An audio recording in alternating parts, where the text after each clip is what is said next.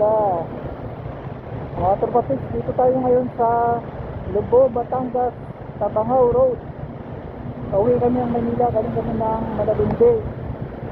Kaya tingnan yung ganda na kalsada, oh, lawak, oh. Tapos yung dito na side, dagat. Dito, bundok.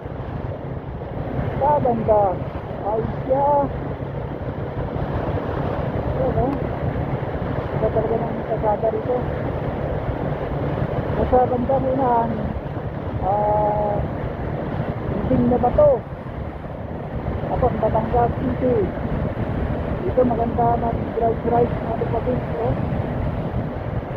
Tapos nasa kwarta lang yung takbo namin. Nasa kwarta pero mabilis dahil pantay yung kasada sa kamaganda.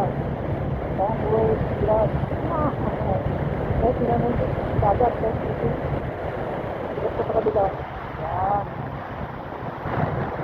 Ito talaga. Ito talaga pag nakakarating sa ibang lugar. Ayan, eh. Hindi ba ito? Kita na rito.